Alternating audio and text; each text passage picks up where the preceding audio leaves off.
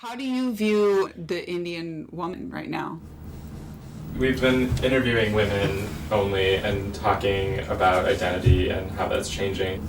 Do you feel like there's a sense of how that's received from a male perspective? Is there a conversation like that happening?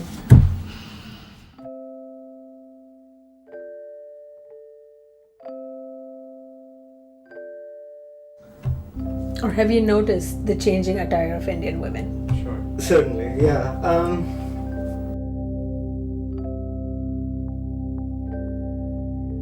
There's very clear differences between how my mother dresses and how my sister dresses.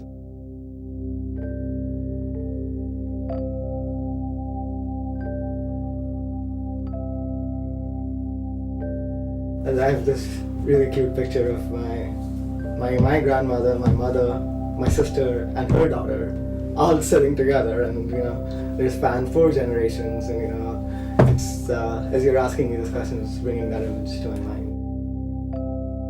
My mother, all my life that I've known her, she's always worn very traditional Indian clothes. Both my parents are Punjabi, but we were raised in Bombay, so they lived apart from their respective families at a time when long distance travel wasn't. It was not that it wasn't possible or not easy. This wasn't done as much. And immediately, I was talking to my mother, and she's like, "I just bought a pair of jeans, so for when I can come and visit you." And I burst out laughing. For one, I don't think she needs to, but unless she is totally not comfortable wearing an Indian or a Punjabi suit or whatever. But it was just, it's almost funny to think of her in a jeans and t-shirt, because I've never seen her in a jeans and t-shirt. So does it make you feel uncomfortable if she would wear jeans, or is it just unusual because she's never worn it? It's almost comical. But does that make you feel uncomfortable? I don't think so. Okay. So for me, and being raised here, I do have this image, I think, not necessarily of me, but Indian aunties always wearing Punjabi suits. Yeah. And so seeing them in jeans and t-shirts would not be oh, this is not the normal Indian auntie. And I think that's really interesting, because I think I just think of, that's why I don't think of you as an Indian auntie. But if you were in a sari or Punjabi suit all the time, I might. Yeah. It was not just my own mother. All my friends' mothers. I don't think I've ever seen any of them in any sort of Western attire. Yet I've seen their sisters and our friends, in all kinds of jeans and shorts and t-shirts and everything. And so it's. I was just saying, does that change your? What is it? What are you saying, Indian auntie? Is that just I guess it's just any close female from the woman. other generation. That's from not I guess Indian auntie is just anyone my mom's generation, right? Yeah. What are the implications of that for both of you, of a woman who would not wear Western clothing? You're saying it's almost comical.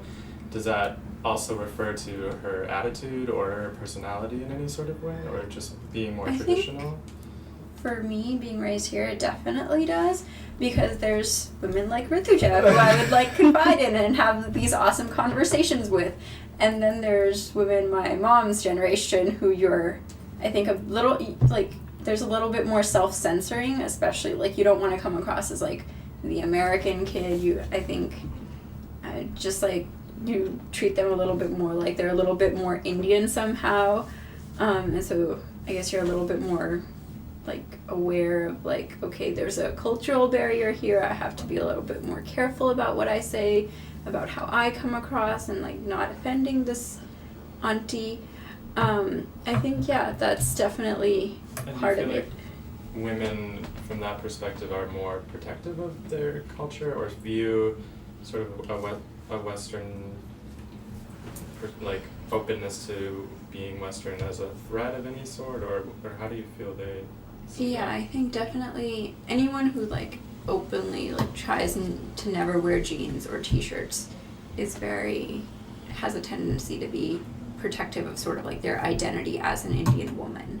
And so I think that, and I think more than just me having this perception, they also perceive themselves as we might be living in America, but I still wear my Punjabi suit every day, so I'm still an Indian woman living in America.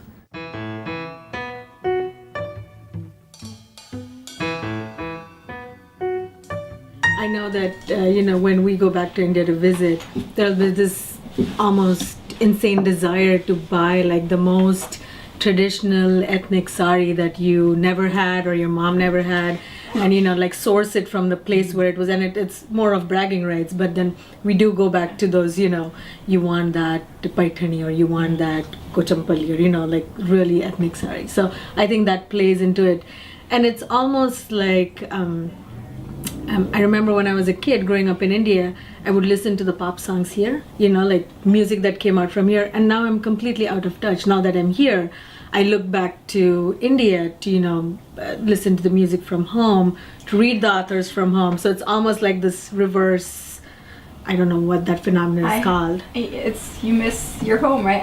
I understand that because I used to hate TV serials and like indie music when I was like in high school and like growing up at home. And then I was in college and like I'd start to feel it's just like whenever you have those moments where you miss home, and I'd like go online and watch some TV serials or like listen to some Hindi music, and I would never do that before college. I think it's just missing like this idea that's a part of home. Yeah.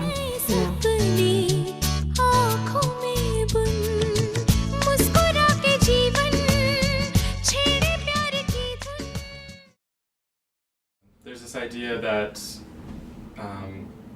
maybe you're choosing to dress more Western to show kind of an idea of awareness of non-Indian culture or of Western and being a kind of a status of power education. Is there also another level of going beyond that where you incorporate both of them as a way to kind of show your freedom of choice and identifying with your culture? So I think Indian clothing right now is in an interesting flux of like there's this super formal Indian suits that you can wear, and then there's like more casual like kurtis and tops that are like they look Indian but they're not traditional Indian wear.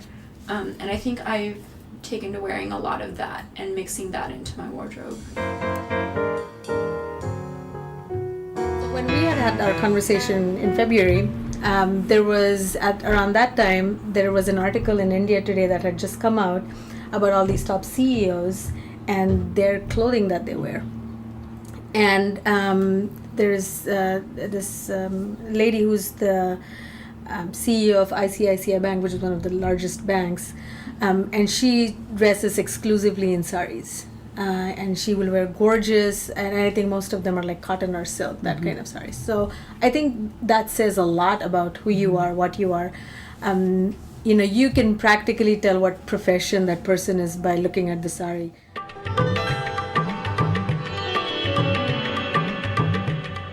What do you think it means to be a modern Indian woman?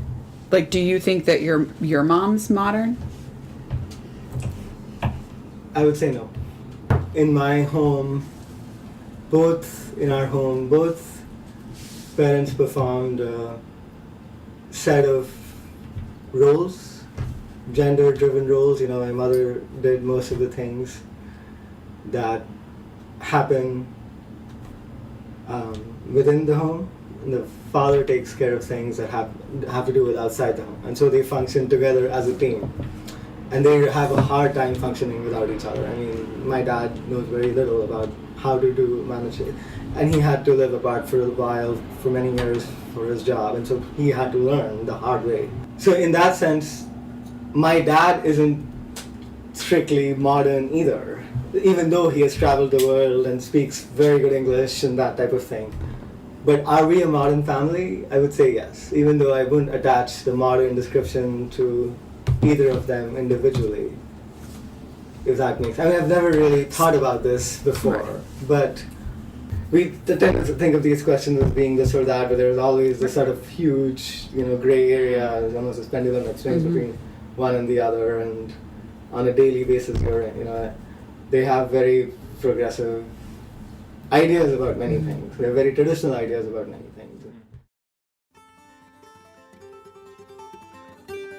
I don't think Indian clothing will die. I think we are so adaptable to any kind of clothing, and there's so much depth in the Indian clothing itself too. I think we end up reviving some things actually, which have fallen, or they've died. Like, we were talking about the Nawari sari, which is like this long 9-yard sari, which Maharashtrians used to wear a long time ago. Stays in style. It has never gone away, I feel. So I don't see a threat at all to the way Indian women have dressed for centuries.